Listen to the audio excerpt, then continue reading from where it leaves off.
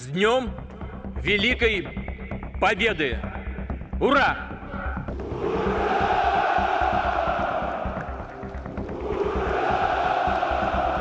Vladimirovich Putin নামটা একটু হাস্যকর, তবে এই নাম শুনে হাসার সাহস তেমন কারোরই নাই। তার কারণ এই লোক বর্তমান দুনিয়ার সবচেয়ে পাওয়ারফুল বা সবচেয়ে ক্ষমতাধর মানুষদের একজন। এই লোক এতই ক্ষমতাধর যে এই লোকের নাম শুনে যদি আপনি হাসেন তাহলে আপনার জীবনের ঝুঁকি আছে বলে অনেক রাশিয়ানরা বিশ্বাস করবে। People can get in trouble for smiling. I asked him why did he stop me, and he said to me because you were smiling. আপনি সামরিক দিক থেকে বলেন, আপনি সিদ্ধান্ত গ্রহণের ক্ষমতার দিক থেকে বলেন, যে দিক থেকে আপনি চিন্তা করেন, এমন মানুষ খুব কমই খুঁজে পাওয়া যাবে বর্তমান দুনিয়ায় যার ক্ষমতা ভ্লাদিমির পুতিনের ক্ষমতার থেকে বেশি। দেখেন, মূলত তার যে এত ক্ষমতা তার কারণ খুবই সিম্পল। প্রথম কারণ তো হলো সে একজন ডিক্টেটর। আপনি যদি একজন ডিক্টেটর বা একজন স্বৈর শাসক হন তাহলে আপনার যে সুবিধাটা আছে তা হলো আপনার যে কোনো ডিসিশনের জন্য অন্য কারো মতামতের প্রয়োজন নাই। আপনি যা ইচ্ছা তা করতে পারবেন এবং অন্যান্যরা আপনি যে ডিসিশনটা নেবেন সেইটা পালন করতে বাধ্য। এবং যেহেতু তারা বাধ্য, এই কারণে আপনি খুব তাড়াতাড়ি আপনার যা ইচ্ছা তা ইমপ্লিমেন্ট করতে পারেন। জনগণের কাছে কোনো জবাবদিহিতা করতে হবে না, অন্য কোনো সংসদের কাছে কোনো জবাবদিহিতা করতে হবে না, কোনো ঝামেলা নাই। সো ওইটা একটা ব্যাপার। কিন্তু আপনি বলতে পারেন যে হ্যাঁ, নর্থ কোরিয়ার যে প্রেসিডেন্ট কিম জং উন, সেও তো একটা ডিক্টেটর, সেও একটা স্বৈরশাসক, তাহলে তো তারও অনেক পাওয়ারফুল মানুষ হওয়ার কথা। সে কেন এত পাওয়ারফুল না? পুতিন কেন পাওয়ারফুল? তার কারণ নর্থ কোরিয়ার যে ডিক্টেটর, সে কোন দেশের ডিক্টেটর? সে নর্থ কোরিয়ার ডিক্টেটর। নর্থ কোরিয়ার না আছে জিডিপি, নর্থ কোরিয়ার না আছে এডুকেশনাল পাওয়ার, না আছে ওদের স্মার্ট মানুষজন যারা অনেক এডুকেটেড, এরকম মানুষজন, কারণ তারা ওই সুযোগটাই পায় নাই পড়াশোনার। বেসিক্যালি নর্থ কোরিয়ার কিছুই নাই। অন দ্য আদার হ্যান্ড, আপনি যদি রাশিয়ার কথা ভাবেন বা প্রাক্তন সোভিয়েত ইউনিয়নের কথা ভাবেন, নিউক্লিয়ার পাওয়ার বলেন, স্মার্ট মানুষজন বলেন, বিখ্যাত বিখ্যাত সায়েন্টিস্ট বলেন, জিডিপির সাইজ বলেন, ইকোনমি বলেন, দেশের জিওগ্রাফিক সাইজ বলেন, এমন কোনো কিছু নাই যাতে করে আপনি রাশিয়াকে হেলায় সরায় দিতে পারবেন বা রাশিয়াকে গোনার বাইরে নিয়ে যেতে পারবেন। এবং যেহেতু এই দেশটার প্রেসিডেন্ট এমন একজন লোক যে আবার একজন ডিক্টেটরও, ওই দুইটার কম্বিনেশন পুতিনকে দুনিয়ার সবচেয়ে পাওয়ারফুল মানুষদের একজন বানিয়ে দিয়েছে এখন। মজার ব্যাপারটা কি জানেন? এই যে রাশিয়ার এত পাওয়ার বলছি, রাশিয়া কিন্তু এত পাওয়ারফুল ছিল না পুতিন ক্ষমতায় আসার আগে। বিশেষ করে সোভিয়েত ইউনিয়নের যখন পতন হলো তখন মস্কোর অবস্থা খুবই খারাপ হয়ে গিয়েছিল এবং ওই যে একটা ভ্যাকুয়াম ক্রিয়েট হয়েছিল, ওই ভ্যাকুয়ামটা মূলত ফিল আপ করেছিল আমেরিকা এবং আমেরিকার মিত্র দেশগুলো, এবং তখনই আসলে আমেরিকা একটা পাওয়ারফুল দেশ হওয়া শুরু করে। 1999 সালে যখন পুতিন প্রেসিডেন্ট হয় রাশিয়ার, তখন ওর গোল ছিল খুব সহজ। ও পুরানো সোভিয়েত ইউনিয়ন জগৎটাকে ফেরত চেয়েছিল। ও চেয়েছিল ও ছোটবেলায় রাশিয়াকে যেরকম দেখেছে বা ও ছোটবেলায় সোভিয়েত ইউনিয়নকে যেরকম দেখেছে, ও চেয়েছিল আমি প্রেসিডেন্ট হব, আমি আবার ওই সোভিয়েত ইউনিয়ন ফেরত আনবো। বর্তমান সময়ে পুতিন খুব স্ট্রংলি জানান দিচ্ছে যে না, সোভিয়েত ইউনিয়ন কিন্তু এখনো মরে যায় নাই এবং পুতিন এখনো সোভিয়েত ইউনিয়নকে আবার ফেরত আনার জন্য যা যা করা সম্ভব সবকিছু করার চেষ্টা করছে। আজকে আমরা ভ্লাদিমির পুতিনকে নিয়ে একটু কথাবার্তা বলবো, ওর জীবনটা জানার চেষ্টা করব এবং কিভাবে একজন সাধারণ কেজিবির গোয়েন্দা থেকে এত ক্ষমতাধর একটা রাষ্ট্রের প্রেসিডেন্ট হইতে পারে এবং তারপরে এতদিন পর্যন্ত প্রেসিডেন্ট থাকতে পারে, পুরো স্টোরিটা আমরা জানার চেষ্টা করব এই ভিডিওতে। চলুন শুরু করা যাক। সময়টা ছিল দ্বিতীয় বিশ্বযুদ্ধের 5 বছর পর। হিটলারের তাণ্ডব থেকে তখন মাত্র পৃথিবী রিকভার করা শুরু করেছে। 45-এ দ্বিতীয় বিশ্বযুদ্ধ শেষ হলো, আমি 1950 সালের আশপাশের কথা বলছি। পুরা ইউরোপ রিকভার করছে যুদ্ধ থেকে এবং ইউরোপের ঠিক সাথেই যেহেতু রাশিয়া, সোভিয়েত ইউনিয়ন তৎকালীন, রাশিয়াও তখন রিকভার করার চেষ্টা করত। তবে সোভিয়েত ইউনিয়নের মানুষের অবস্থা কিন্তু সাধারণ ইউরোপিয়ানদের অবস্থা যেরকম ছিল তার থেকে অনেক অনেক বেশি খারাপ ছিল ওই সময়। এই সময় সোভিয়েত ইউনিয়নের যে প্রেসিডেন্ট ছিল তার নাম আপনারা অনেকেই শুনেছেন, তার নাম ছিল স্ট্যালিন এবং সে এতই জনপ্রিয় ছিল যে তার নামে একটা ঘোড়ার জাতেরও নামকরণ করা হয়েছে, যেগুলোকে বলা হয় স্ট্যালিন ঘোড়া, কারণ এগুলো খুব জোরে দৌড়াতে পারে। স্ট্যালিন ছিল বেশ ব্রুটাল এবং প্যারানয়েড টাইপ একটা লোক এবং ওর সময় মূলত কনসেন্ট্রেশন ক্যাম্প ব্যাপারটা বা এই ওয়ার্ডটা জনপ্রিয় হওয়া শুরু হয়, কারণ যেই স্ট্যালিনের বিরোধিতা করতো তাকে কনসেন্ট্রেশন ক্যাম্পে পাঠানো হইতো এবং ওই ক্যাম্প থেকে বেশিরভাগ মানুষই ফেরত আসতো না। এইরকম একটা ভীতিকর পরিস্থিতিতে যখন পৃথিবী মাত্র সোভিয়েত ইউনিয়ন দাঁড়ানোর চেষ্টা করছে দ্বিতীয় বিশ্বযুদ্ধের পরে, এই সময় যখন বাংলাদেশে ভাষা আন্দোলন হচ্ছে 1952-তে, একটা ফুটফুটে শিশুর জন্ম হয়, যে শিশুটার নাম হইল ভ্লাদিমির পুতিন। পুতিনের জন্ম হয় লেনিনগ্রাদ নামে একটা শহরে। আপনারা অনেকেই হয়তো মাসুদ রানা যারা পড়েন তারা এই শহরটার নাম শুনেছেন। তো সোভিয়েত ইউনিয়ন এই সময় একটা সেকুলার রাষ্ট্র খাতা কলমে হইলেও মূলত এটা ছিল একটা এথিস্ট টাইপ দেশ।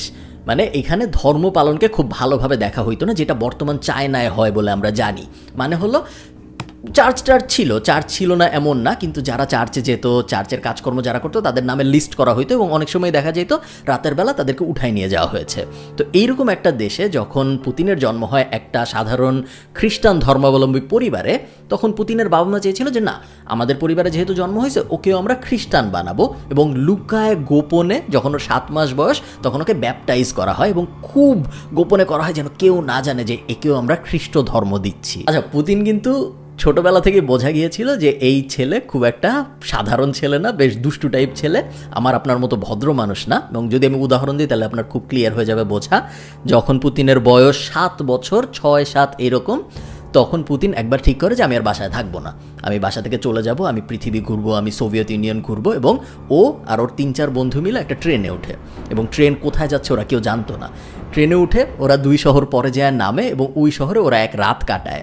তো 1 রাত কাটানোর পর যখন দেখা যায় অনেক ঠান্ডা, খাবার দাবার নাই, টাকা পয়সা নেই, 6-7 বছরের একটা ছেলের কথা বলতেছি আমি, তো তখন ওরা আবার পরের ট্রেন ধরে ফেরত চলে আসে পরের দিন।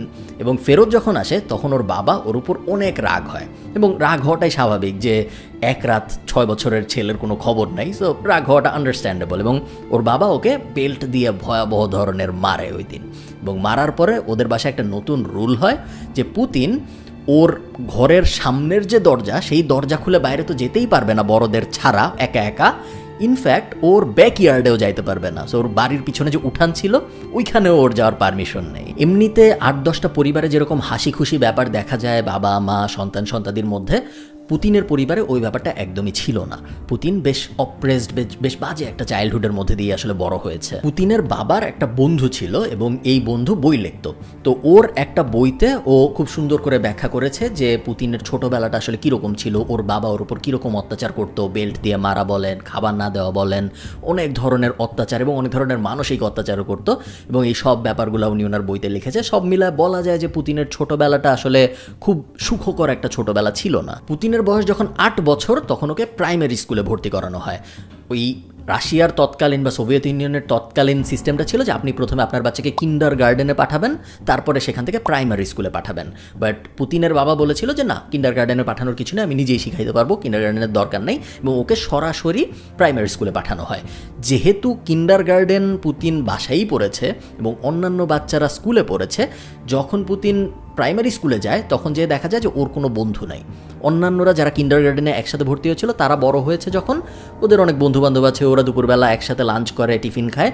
পুতিন দেখা যায় দূরে আলাদা একা একা, এবং যেহেতু ও একটু ইন্ট্রোভার্ট টাইপ ছিল ছোটোবেলায়, ও বন্ধু বানাতে ওর অনেক কষ্ট হইতো। এবং আমি জানি আপনারা অনেকে এখন পুতিনের সাথে রিলেট করতে পারতেছেন। তো ওর বন্ধু বানাতে অনেক কষ্ট হতো, যেই কারণে অনেক দিন পর্যন্ত আসলে স্কুলে ওর সেরকম কোনো বন্ধু বান্ধব হয়ই নাই। ও মজার ব্যাপার, পুতিনের যে স্কুল ছিল, আমরা রিসার্চ করছিলাম যে স্কুলের নাম কি ছিল, দেখা গেল যে স্কুলের আসলে নাম ছিল না, স্কুলের নাম 193। স্কুলের নাম 193, তার কারণ ওই সময় সোভিয়েত ইউনিয়ন সমতা, সাম্যবাদ এরকম একটা ব্যাপারে বিশ্বাসী ছিল, এবং ওদের ওই সাম্যবাদের একটা ধারণা ছিল যে না, আমরা যদি স্কুলদের নাম দেই তাহলে কোনো স্কুলের নাম অন্য স্কুলের নামের থেকে ভালো হয়ে যেতে পারে। সো ওইখানে ওই সময় কালচারটা ছিল যে সব অফিস দেখতে সেম হবে, সব বিল্ডিং দেখতে সেম হবে, সব স্কুল দেখতে সেম হবে, সেম জিনিস পড়ানো হবে, এবং এমন পর্যায়ের সেম হবে যে স্কুলকে আমরা নামও দিব না, জাস্ট নাম্বার দিয়ে প্রকাশ করব। পুতিনের স্কুলের নাম্বার ছিল 193। কমিউনিস্ট কালটা কি অদ্ভুত একটা সময় ছিল, তাই না? এনিওয়ে, সো পুতিন একা একা থাকতে থাকতে, স্কুলে বন্ধু না থাকতে থাকতে একটু বাউন্ডুলে স্বভাবের হয়ে যায়, জাফর ইকবালের ওই গল্পগুলোর মতো যেখানে একটা দুষ্টু ছেলে থাকে ওরকম একটা দুষ্টু ছেলে হয়ে যায়, এবং ও স্কুলে ছুরি সহ 2-3 বার ধরাও খায়।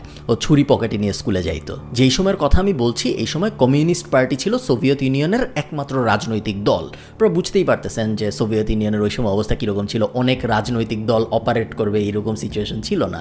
আপনারা অনেকে হয়তো রিলেট করতে পারবেন, কেন পারবেন এটা বলবো না।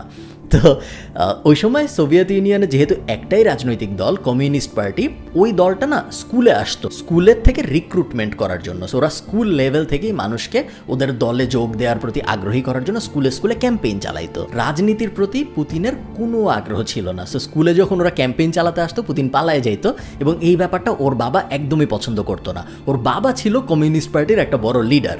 সো সাধারণত বাবারা যা ভাবে যে আমি কমিউনিস্ট পার্টির লিডার, আমি অমুক দলের লিডার, আমার ছেলে আমার আদর্শে আদর্শিত হবে, ও এই দলে যোগ দিবে, দল তো একটাই সোভিয়েত ইউনিয়ন, সো আমার দলে যোগ দিবে। বাট পুতিনের রাজনীতিতে কোনো আগ্রহ ছিল না, যেই কারণে কারণে বাবা ছেলে সম্পর্ক আরও খারাপ হয়। এবং এই যে সম্পর্ক খারাপ হয়, ওই যে বইটার কথা বললাম, ওখানে অনেক উদাহরণ আছে। ফর এক্সাম্পল, পুতিনের বাবা পুতিনকে বলছে তুমি বক্সিং শিখবা, ওকে জোর করে বক্সিং ক্লাসে ভর্তি করাইছে, পুতিন ক্লাসে গেছে এবং ক্লাসে বড় একজনের সাথে মারামারি করতে হয়েছে, ও নাক ভেঙে বাসায় ফেরত আসছে। দুইবার ক্লাসে গিয়েছে এবং তারপরে দেখা গেছে ও ক্লাস থেকে 2-3 দিন দেখা গেছে যে ও বাসায় বলেছে আমি ক্লাসে যাচ্ছি, তারপর আর ক্লাসে যায়নি এবং তারপরে বক্সিং ক্লাস থেকে বের হয়ে এসেছে। বাট ওইটাই ছিল ওর first introduction to martial art এবং ইভেনচুয়ালি কিন্তু পুতিন মার্শাল আর্ট শিখেছে এবং ব্ল্যাক বেল্টও পেয়েছে, যেটা আমরা অনেকেই জানি। বাট এগুলো আসলে জরুরি ঘটনা না, আমি জানি না এগুলো কেন বলতেছিলাম। আমরা সিরিয়াস আলাপে ফেরত আসি 1965 সাল। দ্বিতীয় বিশ্বযুদ্ধ শেষ হওয়ার 20 বছর হলো, তাই না, 1965 সালে। এবং এই 20 বছর হওয়া উপলক্ষে একটা বই লেখে রাশিয়ার একটা খুব famous writer, the shield and the sword, বইটার নাম ঢাল এবং তলোয়ার, এটা হলো বইটার নাম। বইটা যিনি লিখেছিল উনি একটা প্রোপাগান্ডা স্পেশালিস্ট ছিল, মানে সরকারের কথাবার্তা খুব সুন্দর করে, দেশের কথাবার্তা খুব সুন্দর করে একটু বানিয়ে চানিয়ে একটু মাল মশলা মিশায়, যা না তার থেকে অনেক বেশি সুন্দর করে উনি এই বইটা লিখেছিল।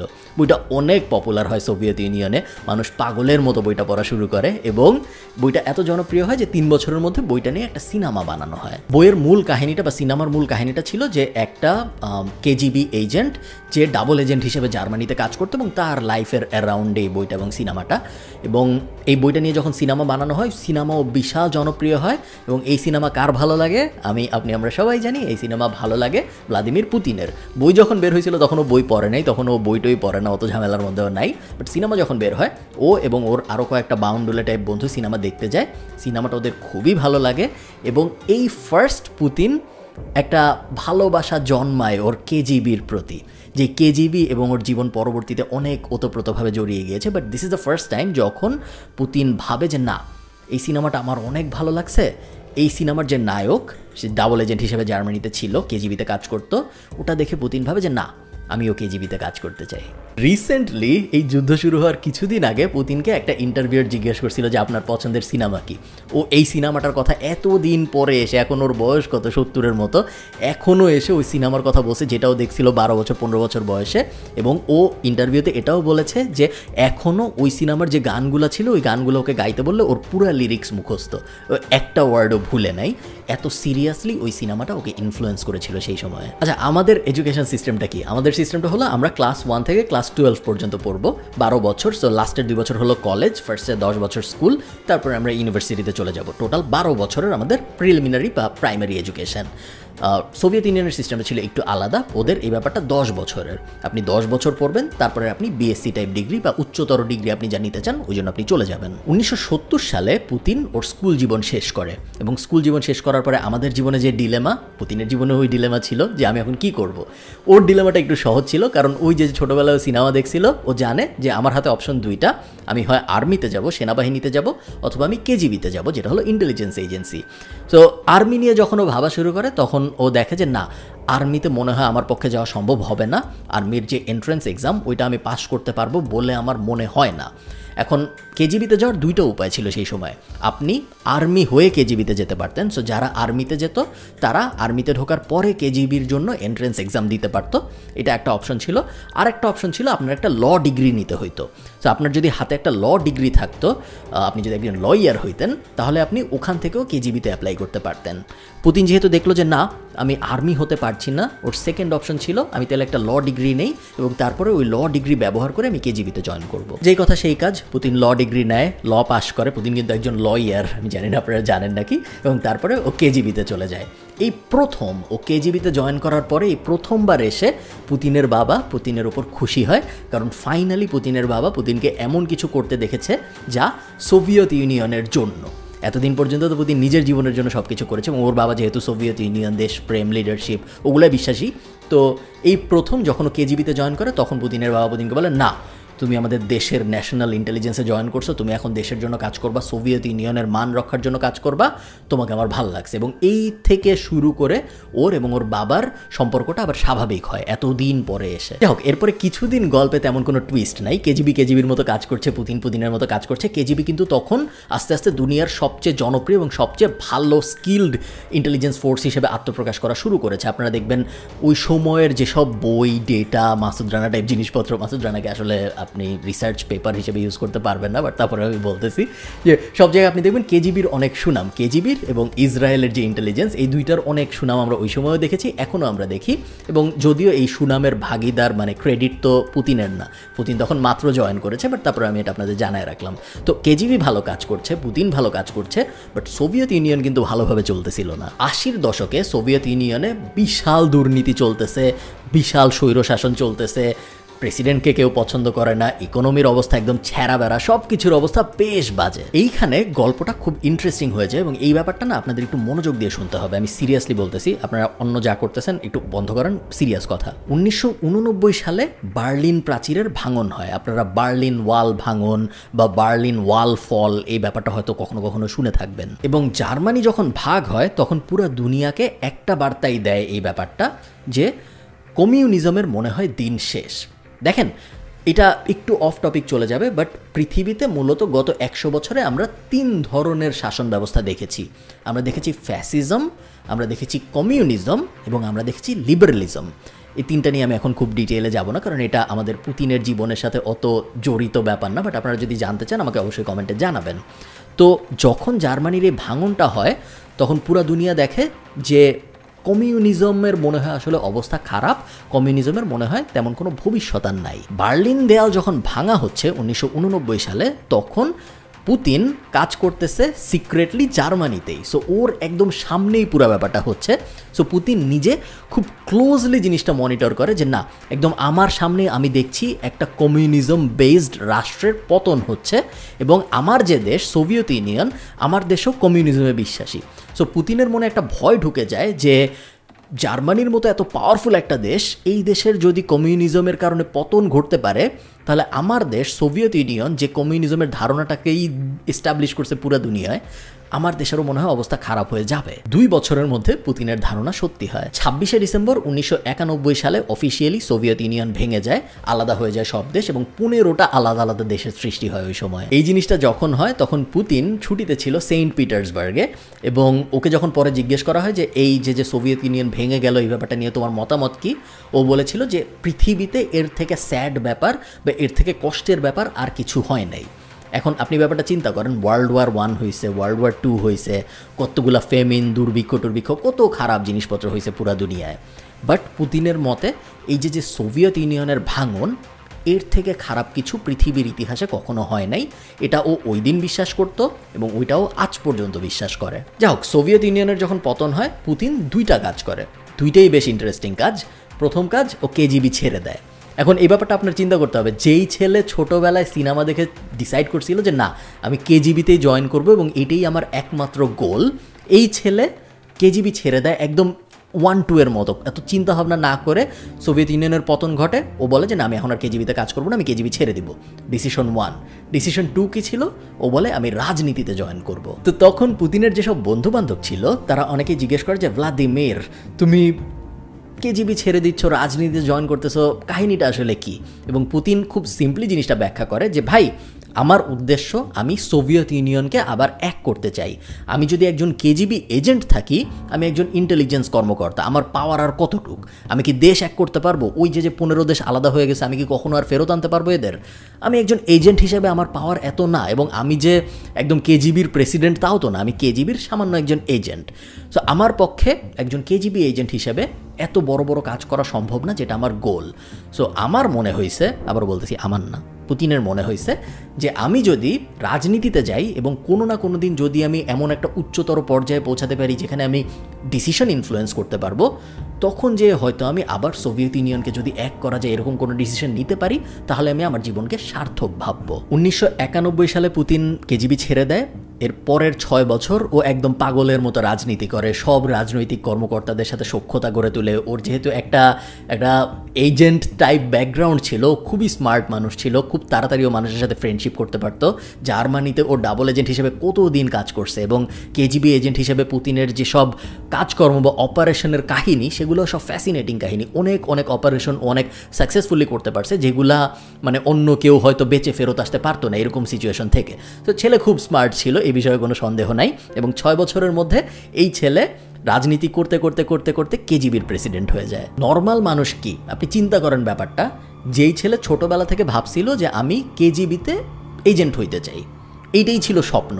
ছেলে না ছিল পড়াশোনায় ভালো, ছিল বাউন্ডুলে স্বভাবের, পরিবারের ঝামেলা ছিল, স্কুলে যাইতে চাইতো না, সব কিছুর পরে ওর ইচ্ছা ছিল যে না, আমি যদি কোনোভাবে কেজিবিতে একটা নর্মাল চাকরি করতে পারি তাইলেই আমার জীবন সফল বলে আমি ধরে নিব।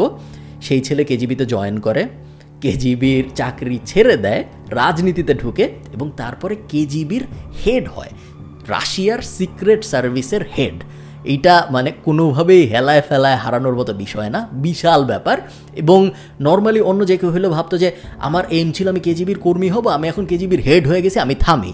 বাট পুতিন ওরকম ছিল না, পুতিনের ড্রিম এটা না। পুতিনের ড্রিম ছিল আমি রাজনীতিতে যাব, আমি প্রেসিডেন্ট হব, আমি প্রাইম মিনিস্টার হব, আমি সোভিয়েত ইউনিয়নকে এক করার চেষ্টা করব। তো 1996 সালে তো পুতিন কেজিবির হেড হলো। কেজিবির হেড হওয়ার পরও কী করা শুরু করলো জানেন? তৎকালীন যে রাশিয়ার প্রেসিডেন্ট তার সাথে সখ্যতা করা শুরু করলো এবং এই সখ্যতার রেজাল্ট 3 বছরের মধ্যে চলে আসলো। 1999 সালে যখন প্রাইম মিনিস্টার ঘোষণা করার সময় আসলো, রাশিয়ার নিয়ম ছিল প্রেসিডেন্ট প্রাইম মিনিস্টারকে ঘোষণা করে, প্রাইম মিনিস্টার কে হবে এটা প্রেসিডেন্ট ঠিক করে। তো 1999 সালে যখন এই ব্যাপারটা আসলো যে প্রাইম মিনিস্টার কে হবে এটা ঠিক করা হবে, তখন তৎকালীন যে প্রেসিডেন্ট ছিল বরিস, ওই লোক অনেক ক্যান্ডিডেট বাদ দিয়ে, তখন ক্যান্ডিডেট লিস্টে অনেকে ছিল, সোভিয়েত ইউনিয়নে অনেক দিন ধরে রাজনীতির কাজ করেছে, ওর দলে অনেক মানুষ, বিশাল এক লিস্ট ছিল, সব লিস্ট বাদ দিয়ে তৎকালীন কেজিবি প্রধান ভ্লাদিমির পুতিনকে ও প্রাইম মিনিস্টার বানাইলো 1999 সালে রাশিয়ার। এই জায়গায় পুতিন নেটওয়ার্কিংয়ের একটা খেলা দেখায় দিল যে যদি আপনি ভালো মতো নেটওয়ার্কিং করতে পারেন তাহলে এই যে 20 বছর 25 বছর ধরে কাজ করে কর্মীরা এত চেষ্টা করলো, কেউ প্রধানমন্ত্রী হতে পারলো না, পুতিন মাঝখান থেকে একদম সাইড দিয়ে এসে 3 বছরের মধ্যে রাশিয়ার প্রধানমন্ত্রী হয়ে গেল। অন্যান্যরা হয়তো এই জায়গায় শেষ করে ফেলতো ব্যাপারটা, বাট আমরা ভ্লাদিমির পুতিনকে নিয়ে কথা বলতেছি। আচ্ছা, ভ্লাদিমির পুতিনকে যে বানাইলো প্রাইম মিনিস্টার বরিস, এই লোকটাকে নিয়ে একটু কথা বলতে হবে। এই লোক ছিল বেশ খারাপ বলতে এই যে রাশিয়ার যে প্রেসিডেন্টের কথা বলছি আমরা, ওই সময়ের 1999-এর তৎকালীন প্রেসিডেন্ট, এই লোক সারাদিন মদ খেত, এই লোক দুর্নীতি করতো, এর এবং এর পরিবারের দুর্নীতির বিশাল রেকর্ড ছিল, এবং এই লোক জিনিসটা লুকায়ও করতো না। এমনও ভিডিও আছে যে উনি জার্মানিতে গেছে একটা রাজনৈতিক মিটিংয়ে, ওই মিটিংয়ে উনি মদ খেয়ে পাবলিকলি নেচেছেও। সো রাশিয়ার মানুষ ওনাকে খুবই অপছন্দ করত। রাশিয়ার ইকোনমির অবস্থা তখন ভয়াবহ ধরনের খারাপ, সো সবাই চাচ্ছে যে প্রেসিডেন্ট পর্যায়ে কোনো পরিবর্তন আসুক। বাট রাশিয়া যেহেতু সারা জীবনই একটু একনায়কতন্ত্র চালিয়ে গিয়েছে, কেউ তো পাবলিকলি বলতে পারেনি, বাট আস্তে আস্তে মানুষের মধ্যে এই ক্ষোভটা আসা শুরু হয়েছিল যে না, আমরা প্রেসিডেন্টের পতন চাই। 1999 সালের শেষের দিকে এই বরিস লোকটা পদত্যাগ করতে বাধ্য হয়। Сегодня я в последний раз обращаюсь к вам как президент России. Я принял решение, долго и мучительно над ним размышлял.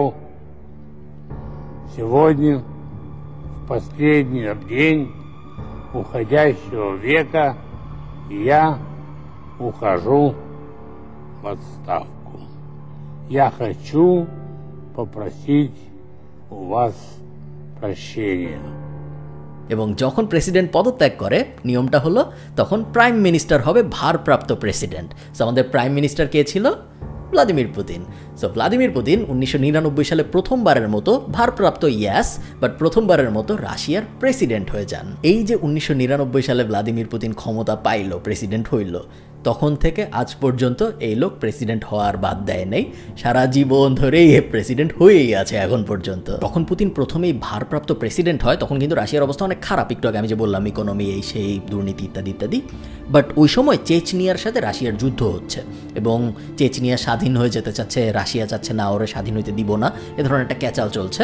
এবং এই ঝামেলার মধ্যে পুতিন যখন ভারপ্রাপ্ত প্রেসিডেন্ট হয়, পুতিন ওখানে সৈন্য পাঠানো শুরু করে। পুতিনের যেহেতু কেজিবি ব্যাকগ্রাউন্ড, ও যুদ্ধে যেতে কখনোই ভয় পায় নাই এবং ও বলে যে না, চেচনিয়া আমাদের থেকে যদি আলাদা হয়ে যায় ধ্বংস করে দিব, উড়াই দিব, এই ধরনের কথাবার্তা বলে এবং এই ব্যাপারটা ও খুব স্ট্রংলি হ্যান্ডেল করতে পারে, যেই কারণে যদিও ভারপ্রাপ্ত ছিল বাট ইমিডিয়েটলি রাশিয়ার সাধারণ মানুষ ওকে পছন্দ করা শুরু করে। এই কারণে এর কিছুদিন পরে, এতদিন তো ভারপ্রাপ্ত ছিল, বাট এর কিছুদিন পরে যখন প্রপার ইলেকশন হয়, ওই ইলেকশনে 53% ভোট নিয়ে প্রথমবারের মতো পূর্ণ মেয়াদে রাশিয়ার প্রেসিডেন্ট হন ভ্লাদিমির পুতিন। যখন পুতিন প্রথমবার প্রেসিডেন্ট হয়, তখন যদি আপনারা নিউজগুলো দেখেন, দেখবেন পুতিন আমেরিকার সাথে সাথে বা এই যে পশ্চিম বিশ্বের সাথে খুব ভালো সম্পর্ক রাখতো। ও খারাপ কোনো কথাবার্তা বলতো না, খোঁচাইতো না, ঝগড়া করতে চাইতো না, বিকজ ও মাত্র প্রেসিডেন্ট হয়েছে। ও চাচ্ছিল যে না, আমার নিজের গ্রাউন্ডটা আগে আমি শক্ত করে নেই। প্রেসিডেন্ট হওয়ার পরে প্রথমেই পুতিন যে কাজটা করে সেটা হলো অলিগার্ক নামে এক ধরনের লোক আছে। অলিগার্ক একটা রাশিয়ান শব্দ, এবং এটা বলতে মূলত আসলে বোঝানো হয় বিলিয়নিয়ার মিলিয়নিয়ারদের যাদের অনেক পাওয়ার আছে রাশিয়ায়। সো এই ধরনের মানুষের সাথে সম্পর্ক গড়া শুরু করে পুতিন, এবং আমরা অলরেডি জানি পুতিন এই ধরনের সম্পর্ক, এই ধরনের নেগোসিয়েশন বা নেটওয়ার্কিং, এই ব্যাপারগুলো পুতিন আসলে ভালো পারে অনেক। পুতিন অনেকটা রাশিয়ার ওই সময়ের সোলাইমান সুখন। তো উনি খুব ভালোভাবে এই ব্যাপারটা হ্যান্ডেল করে, এবং এর আগের প্রেসিডেন্টরা যা করেছিল, এর আগের প্রেসিডেন্টরা অনেক টাকা নিত, এই ধরনের যারা বড়লোক ছিল তাদের কাছ থেকে অনেক টাকা নিত, এবং টাকা নিয়ে তাদের সাথে সম্পর্ক বজায় রাখার চেষ্টা করত। পুতিন যেটা করে, পুতিন বলে যে না, আমি তোমার সাথে অন্য ধরনের একটা সম্পর্ক করব, তোমার যা ব্যবসা করার ইচ্ছা তুমি করো, আমি তোমাকে কিছু বলবো না, তুমি যদি অনিয়মের কিছু করতে চাও, বেআইনি কিছু করতে চাও, কোনো সমস্যা নেই, আমি তোমাকে সাপোর্ট দিব, তুমি যা ইচ্ছা করতে পারো, আমাকে শুধু টাকা দিতে হবে এবং আমাকে সাপোর্ট দিতে হবে। বাট তুমি যদি এটা না করো তাহলে তোমার বিরুদ্ধে মামলা হামলা হওয়ার সুযোগ আছে এবং রাতের আধারে তুমি নাই হয়ে যাইতে পারো। সো পুতিন অনেকটা ওই যে মাফিয়া টাইপ একটা সিস্টেম ফলো করার চেষ্টা করে, যে মাফিয়ারা যেরকম সাপোর্ট দেয় বিভিন্ন বিজনেসকে, ও বলে যে আমাকে যারা সাপোর্ট দিবে, আমাকে যারা টাকা পয়সা দিবে, আমি ওইসব বিজনেসকে সাপোর্ট দিব, এবং যাদের দিব না তাদের ব্যাপারে আমি জানি না কি হবে। এর পরের 3-4 বছর পুতিন অনেক অলিগার্কদের এরকম জেলে ভরে। দেখেন, ওদের জেলে ভরাটা আসলে খুব সহজ, সবাই দুর্নীতি করত। গত 15-20 বছরে সবাই অনেক দুর্নীতি করেছে পুতিন প্রেসিডেন্ট হওয়ার আগ পর্যন্ত। এবং ব্যাপারটা পুতিন যেটা করেছে, যারা ওকে টাকা দিত তাদেরকেও জেলে ভরে নাই, যারা ওকে টাকা দিত না তাদের যে দুর্নীতির ব্যাপারগুলো ছিল সেগুলোর মামলা হওয়া শুরু হয় এবং ওরা জেলে যাওয়া শুরু করে। মোটামুটিভাবে 5 থেকে 7 বছরের মতো লাগে, পুরা রাশিয়ার যে এলিট সোসাইটি সব পুতিনের কন্ট্রোলে চলে আসে। আচ্ছা, এই মাফিয়া টাইপ কথাবার্তা হচ্ছে দেখে আপনার মনে হতে পারে যে পুতিন আসলে রাশিয়ার কোনো উন্নতি করে নেই, তার প্রথম যে টার্ম ছিল ওই টার্মে। এই কথা সত্য না, ওই সময় রাশিয়ার অনেক উন্নতিও হয়েছে। রাশিয়া আসলে এত বাজে অবস্থায় ছিল আগের যে বরিস প্রেসিডেন্ট, ওর শাসনামলে, যে কেউই আসলে উন্নতি করতে পারতো। বাট পুতিন আসলেও অনেক উন্নতি করেছে, সামরিক খাত থেকে শুরু করে অর্থনীতি বলেন, পুরা দেশটাকে আবার গুছিয়ে আনা বলেন, এবং অন্যান্য যে ঝামেলা, চেচনিয়ার ঝামেলাটার কথা বললাম, ওই ঝামেলাগুলোর কথা বলেন, বা বিদেশ নীতির কথা যদি আমরা বলি, বা এক্সপোর্টের যে রুলস, রাশিয়া আবার আস্তে আস্তে অয়েল অ্যান্ড গ্যাস এক্সপোর্ট করা শুরু করে ইউরোপে, এবং ইউরোপে একসময় 70 থেকে 75% অয়েল অ্যান্ড গ্যাস আসা শুরু করে রাশিয়া থেকে। এই পুরো ব্যাপারগুলোই কিন্তু পুতিনের শাসনামলে হয়েছে। আমি বলছি পুতিনের শাসনামল ছাড়া আর কোনো শাসনামল ছিলই না। যাই হোক, এইসব করার কারণে পুতিনের জনপ্রিয়তা বাড়তেই থাকে। আগেরবারও 53% ভোট পেয়ে জিতেছিল, এইবারও 70%-এর বেশি ভোট পেয়ে আবার ইলেক্টেড হয়। পুতিন কিন্তু ডিক্টেটর দিন শেষে, এবং ডিক্টেটরদের সাথে যা হয় পুতিনের সাথেও তাই হওয়া শুরু হয়। আস্তে আস্তে ওর জনপ্রিয়তা কমতে শুরু করে। ওর বিরোধী যেসব রাজনৈতিক দল ছিল ওই সব দলের মানুষদেরও জেলে ভরা শুরু করে। যারাই পুতিনকে নিয়ে খারাপ কথা বলতে দেখা যায়, ওর লাশ ভেসে উঠতেছে, বা ও নাই হয়ে যাচ্ছে, বা ও মরে যাচ্ছে, বা ও জেলে চলে যাচ্ছে। পুতিন যখন আস্তে আস্তে ওর দেশের ব্যাপারটা গুছায় ফেলে এবং কন্ট্রোলে চলে আসে, ও বিদেশকে খোঁচানো শুরু করে, স্যাংশন আসা শুরু হয়, ঝামেলা আসা শুরু হয়, এবং দেখা যায় যে পুতিনের দেশের ভিতরেও অ্যাপ্রুভাল রেটিং কমা শুরু হয়। এটা আমি একটা রূপক অর্থে বলছি। রাশিয়ার ভিতরে কারো এত সাহস নাই যে সে ভোট করবে যে পুতিনের জনপ্রিয়তা এখন কমছে না বাড়ছে। পুতিন এই ব্যাপারটা খুব ভালোভাবে রিয়েলাইজ করে যে ওর একটা নেগেটিভ ব্র্যান্ডিং হওয়া শুরু হয়েছে। একটু আগে বলেছি এবং পুরা ভিডিও জুড়েই আমি বলেছি যে পুতিন আর যাই হোক বোকা না, এবং ও যখন এই ব্যাপারটা দেখে যে না, আমার ব্র্যান্ডিং মনে হয় একটু খারাপ হয়ে যাচ্ছে, তখন ওই ব্যাপারগুলো হওয়া শুরু হয়।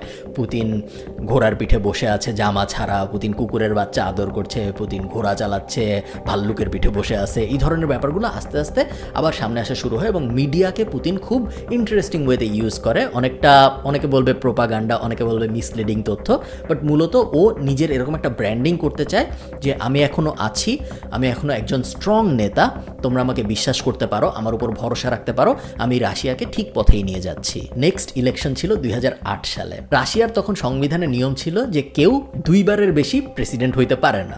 সো পুতিন অলরেডি 2 বার প্রেসিডেন্ট হয়ে গিয়েছিল, ভারপ্রাপ্ত 1 বার এবং তারপরে পরপর 2 বার। তো কি করা যায়? পুতিনের দলে এক লোক ছিল, নাম ছিল দিমিত্রি। ও বলে যে তুই রাজনীতি কর, তুই প্রেসিডেন্ট ইলেকশন করবি, তুই দাঁড়া প্রেসিডেন্ট ইলেকশনে। এবং ওই লোক প্রেসিডেন্ট ইলেকশনে দাঁড়ায়, কোনো অপোনেন্ট ছিল না, যত অপোনেন্ট ছিল সব হয় জেলে বা মরে গেছে। তো ওই লোক প্রেসিডেন্ট হয় দিমিত্রি, এবং ও প্রেসিডেন্ট হওয়ার সাথে সাথে ও পুতিনকে প্রধানমন্ত্রী বানায়। আমরা আগেই জেনেছি যে প্রেসিডেন্ট সে প্রধানমন্ত্রী সিলেক্ট করতে পারে। দুইজন মিলে আইন পরিবর্তন করে এবং নতুন আইন হয় যে এখন থেকে যে কেউ আনলিমিটেড টার্মের জন্য প্রেসিডেন্ট হইতে পারবে। তো সবচেয়ে বড় ঝামেলা গেল, পুতিন এখন জানে যে আমি সারা জীবনই মোটামুটি প্রেসিডেন্ট থাকতে পারবো, পুরা দেশ আমার কন্ট্রোলে চলে আসছে। এখন আমার যে মেইন স্বপ্ন সোভিয়েত ইউনিয়নকে আবার ফেরত আনা, এইটা বাস্তবায়নের দিকে মনোযোগ দেওয়ার সময় এসে গিয়েছে। 2008 সালে জর্জিয়ায় বিদ্রোহী গোষ্ঠীকে সাহায্য করার মাধ্যমে পুতিন তার ইন্টারন্যাশনাল অঙ্গনে দাবা খেলা শুরু করে এবং ওই প্রজেক্ট মোটামুটিভাবে সাকসেসফুল হয়, বাট খুব বেশি সাকসেসফুল হয় না। সবচেয়ে বড় এবং সবচেয়ে সাকসেসফুল ব্যাপারটা ঘটে 2014 সালে, যখন রাশিয়া ক্রিমিয়া দখল করে নেয় ইউক্রেনের কাছ থেকে। Russian troops spreading out throughout the strategic Crimean Peninsula. President Obama speaking with Russian President Vladimir Putin, apparently pulling no punches, although it is unclear what the White House can really do about all of this. 2015 সালে যখন সিরিয়ায় গৃহযুদ্ধ শুরু হয়, তখন বাশার আল আসাদকে মোটামুটিভাবে প্রকাশ্যেই Russia এবং Putin সমর্থন দেয়, এবং তখন থেকে বোঝা যায় যে না, পশ্চিমা বিশ্ব যাই করুক, আমেরিকা এবং ওদের ইউরোপিয়ান অ্যালাই প্লাস ইংল্যান্ড এরা যাই করুক, রাশিয়া সব মেনে নিবে না। রাশিয়া ওগুলার এগেনস্টে একদম পাবলিকলি দাঁড়াতে আর ভয় পায় না। লাস্টলি 2022 সালে এসে এখন আমরা দেখছি ইউক্রেনের সাথে রাশিয়ার একদম মোটামুটি ফুল স্কেল ওয়ার, যেখানে রাশিয়া একদম ওপেনলি পাবলিকলি বলছে যে আমরা ইউক্রেনকে আবার ফেরত চাই। ইউক্রেনের মানুষ খুব একটা জরুরি না, ইউক্রেনের এত বড় জায়গা দরকার নেই, ইউক্রেন আসলে রাশিয়ারই অংশ। ইউক্রেনের যে হেডকোয়ার্টার, ইউক্রেনের যে সেন্টার অফ দ্য সিটি, ওখান থেকে রাশিয়ারও জন্ম হয়েছে, এবং আমরা ইউক্রেনকে আবার রাশিয়ার সাথে জোড়া দিতে চাই, আমরা সোভিয়েত ইউনিয়ন ফেরত পেতে চাই। দেখেন ভাই, পুতিন রাজনীতিতে আসার শুরুর থেকে এখন পর্যন্ত গত 22 বছরে গোল ছিল একটাই, আমি সোভিয়েত ইউনিয়ন ফেরত চাই। আমি না, পুতিন সোভিয়েত ইউনিয়ন ফেরত চান। এবং এখন দেখা যাচ্ছে যে অনেক দিন হয়ে গিয়েছে, 22 বছরের মতো হয়ে গিয়েছে, এবং ফাইনালি পুতিন ওর যে গোল, ওই গোলের এগেনস্টে অ্যাকচুয়াল ডেমনস্ট্রেবল অ্যাকশন নেওয়া শুরু করেছে। এতদিন ধরে আস্তে আস্তে নিয়েছিল, এখন পুতিন দেখলো যে ওর 69 বছর হয়ে গিয়েছে, রাশিয়ায় লাইফ এক্সপেক্টেন্সি 72 বছর, সাধারণ একজন পুরুষ রাশিয়ায় 72 বছর বেঁচে থাকে। পুতিন সাধারণ না, ও অনেক ফিট দেখেই মনে হয়, সো 72 বছরের আর অনেক বেশি বাঁচবে। তো কত বেশিই বা বাঁচবে, হায়েস্ট 10 বছর, 15 বছর, 20 বছর বাঁচবে পুরো সোভিয়েত ইউনিয়নকে এক করার জন্য, যেটা ওর ছোটোবেলা থেকে স্বপ্ন। ওই স্বপ্ন বাস্তবায়ন করার জন্য এখন কিন্তু আর অত সময় নেই। এখন দুঃখজনক হলেও সত্য, রাশিয়া এই যে স্বপ্নটা দেখছে সোভিয়েত ইউনিয়নকে আবার এক করবে, পুতিন যে স্বপ্নটা দেখছেন, এই স্বপ্ন বাস্তবায়ন করতে যে উনি যা যা করছেন তা রাশিয়াকে মোটামুটিভাবে পুরা দুনিয়ায় এক ঘরে করে দিয়েছে। এবং রাশিয়ার ইকোনমির অবস্থা এখন সর্বকালের মধ্যে সবচেয়ে খারাপ, রাশিয়ার সাথে বাকি পৃথিবীর রিলেশন সবচেয়ে খারাপ, সবসময়ই খারাপ ছিল, বাট এখন অনেক বেশি খারাপ।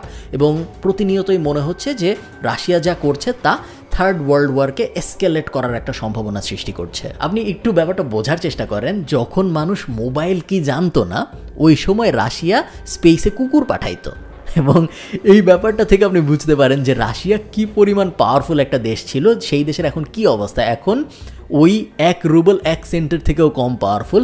রাশিয়ায় 6000 মানুষ এখন পর্যন্ত অ্যারেস্ট হয়েছে প্রোটেস্ট করতে, যে এই ইকোনমির কোল্যাপসের। রাশিয়া কোম্পানি যেগুলো বিলিয়ন ডলার কোম্পানি ছিল, ওগুলো রাতের মধ্যে নাই হয়ে যাচ্ছে, বিকজ রাশিয়ার ইকোনমির অবস্থা এখন এত খারাপ এই যুদ্ধের জন্য। তো কি মনে হয়, পুতিন কি পারবে আসলে আবার সোভিয়েত ইউনিয়নকে এক করতে? আমি খুবই জানতে আগ্রহী আপনাদের কাছ থেকে কমেন্টে, যে আপনাদের কি মনে হয় সোভিয়েত ইউনিয়ন আবারও এক হওয়ার আসলে কোনো সম্ভাবনা আছে নাকি? এক, এবং দ্বিতীয়ত পুতিন আসলে এটা করতে পারবে নাকি, যেহেতু খুব বেশি সময় আসলে হাতে নাই। এবং এমন হতে পারে এই যে সোভিয়েত ইউনিয়নকে এক করার নেশা, এই নেশাটা বাস্তবায়ন করতে যেয়ে পুরো রাশিয়াই হয়তো শেষ হয়ে যাবে, যেটা কেউই চায় না। আমি খুবই জানতে আগ্রহী, আপনাদের পুরো ব্যাপারটা নিয়ে কি মনে হয় আমাকে কমেন্টে জানাবেন। এই তো, ভালো থাকেন সবাই, সবার সাথে আমার দেখা হবে পরের কোনো একটা ভিডিওতে। সে পর্যন্ত ভালো থাকেন, টাটা।